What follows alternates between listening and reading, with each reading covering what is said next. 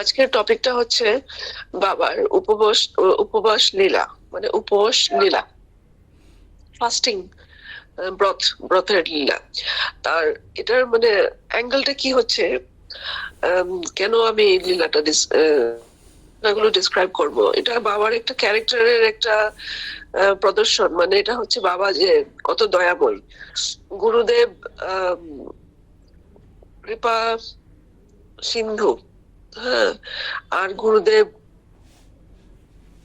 আমরা যে জপ করি ওম গুরুতম কৃপা হি কেবলম, এই কৃপার শক্তিটা কত বড়, আর কতটুক পর্যন্ত গুরুদেব কৃপাময় হতে পারে, দয়াময় হতে পারে, যে উনি ভক্তদের উপবাস করলে ভক্তদের কষ্ট হতে পারে, ভক্তরা কষ্ট পাবে, সেই জন্য উনি উপবাসের সময়ও উনি অনেকবারও বলেছিলেন যে আমি উপবাস করব, আমার সব ভক্তদের উপবাসটা আমি করব, ভক্তরাই ভালো মতো সেবা করুক।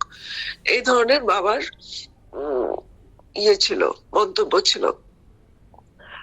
তো প্রথম যখন বাবার সাথে আমার দেখা হয়, প্রথম তখন আমি স্টুডেন্ট ছিলাম, তখন আমি কোনো উপবাস করতাম না, আমি একাদশী পালন করতাম না, আমি এগুলো কি হয় আমি কিছুই জানতাম না।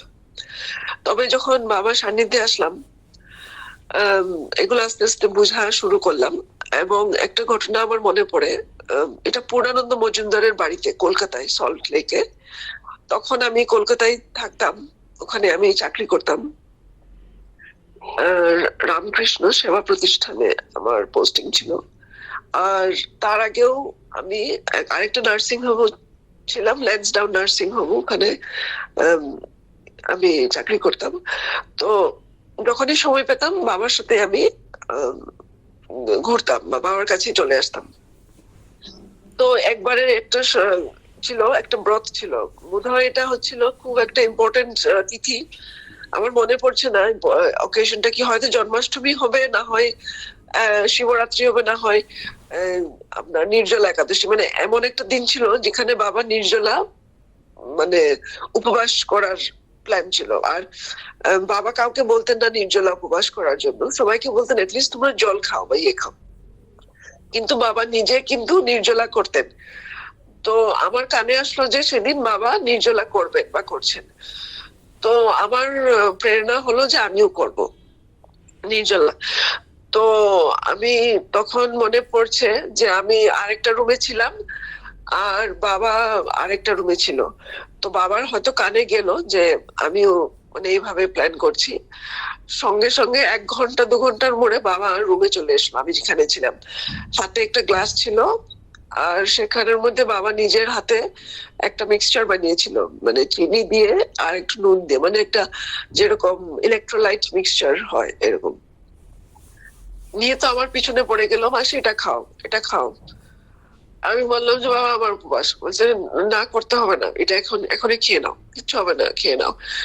তো আমাকে জোর করে বাবা এই নিজের হাতে যে বানিয়েছে ড্রিঙ্কটা, শরবত বা ড্রিঙ্ক যাই হোক, সেটা আমাকে নিজের হাতে খাওয়ালেন।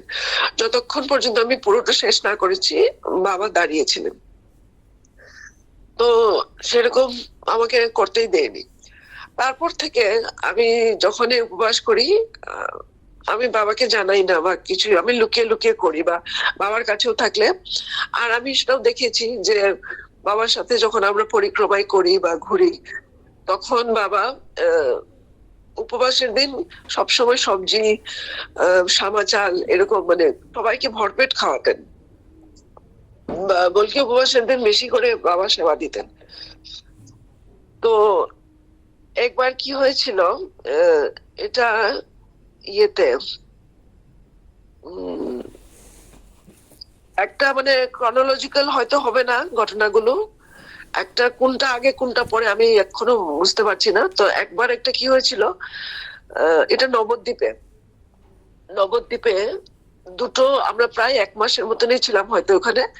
তো পরপর দুটো মানে উপবাস ছিল। প্রথম উপবাসে আমি দেখলাম যে বাবা জোর করে সবাইকে খাওয়াচ্ছে, তো আমিও বাধ্য হয়ে আমি খেলাম। সামা চাল ছিল, সবজি ছিল।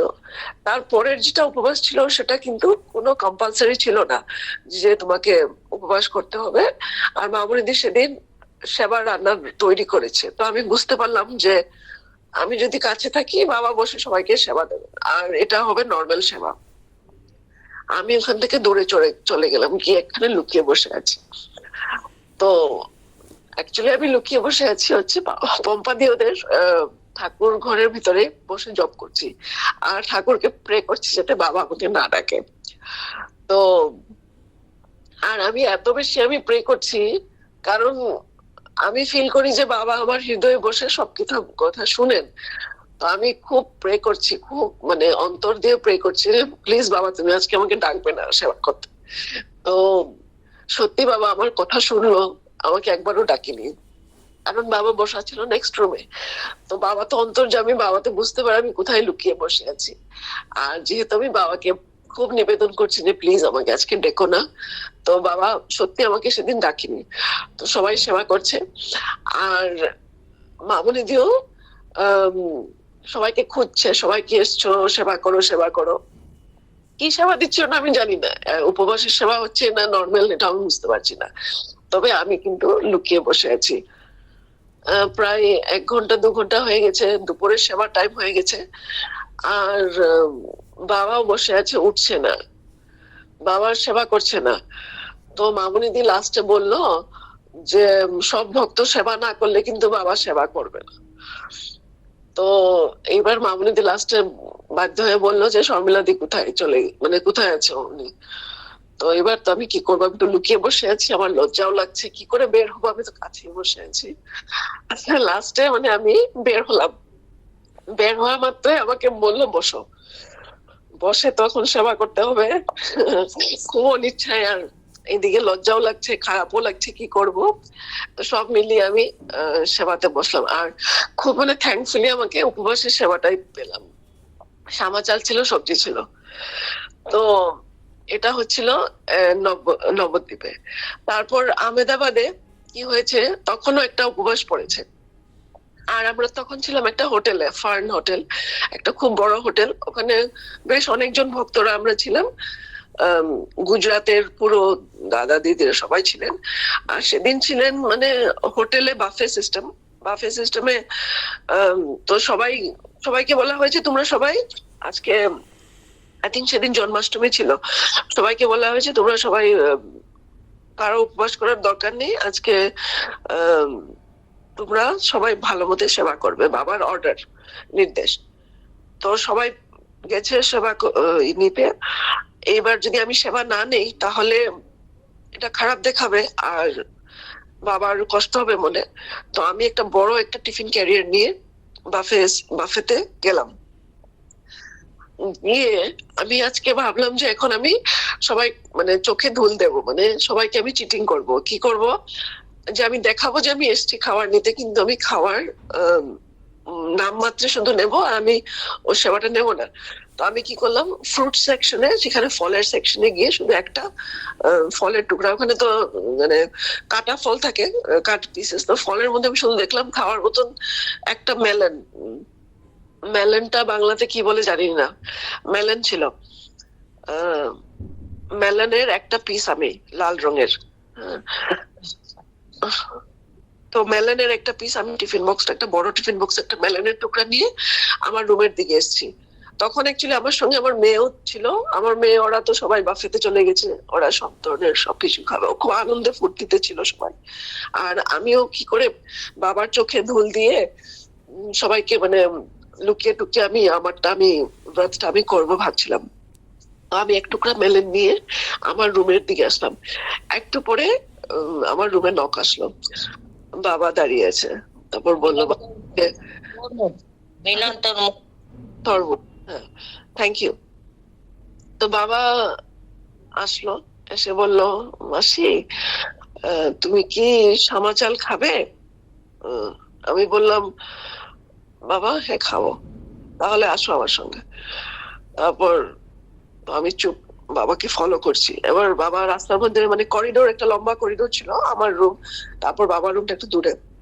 তো রাস্তার মধ্যে আমাকে বলছে, না তোমাকে জিজ্ঞেস করছি কারণ অনেকে তো সামাও খায় না, এই জন্যই তোমাকে জিজ্ঞেস করলাম। মানে আমাকে উনি কাট মারছে আর কি।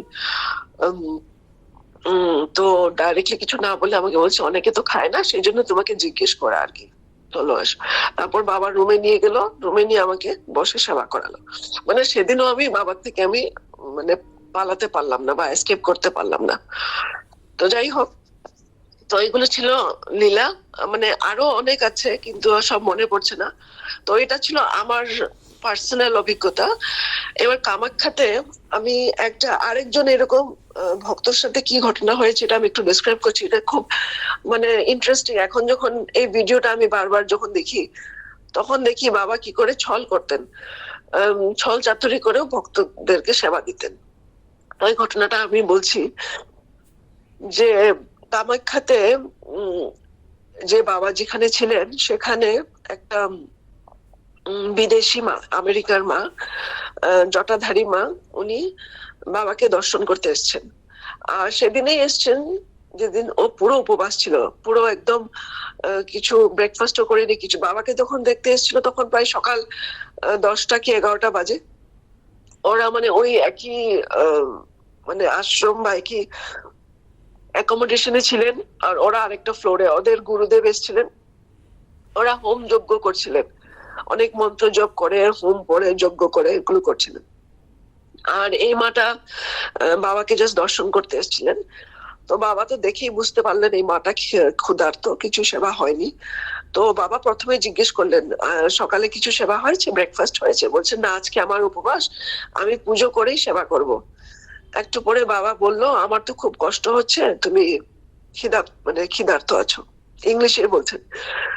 তো ওর মা হেসে হেসে বললো যে আমার কোনো কষ্ট হচ্ছে না, আমি চা খেয়েছি সকালে, আমার একদম খিদে পাচ্ছে না। তখন বাবা কি করলো, ওকে অন্য অন্য কথার মধ্যে জড়িয়ে দেখলো, বললো তোমার অনেক জটা ছিল, কটা জটা আছে, এইসব এসব নানান কথা। তারপর হঠাৎ বাবা একটা ফ্রুটি মানে ওই যে ড্রিঙ্কের বোতলটা আমাকে বললো ওকে দিয়ে দাও, বললো যে এখন এটা সেবা করো।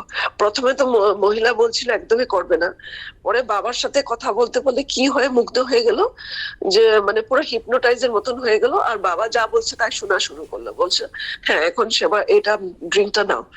তারপর ড্রিঙ্কটা অর্ধেক হতে না হতে আমাকে ইশারা করলো আরেকটা ড্রিঙ্ক নিয়ে এসো।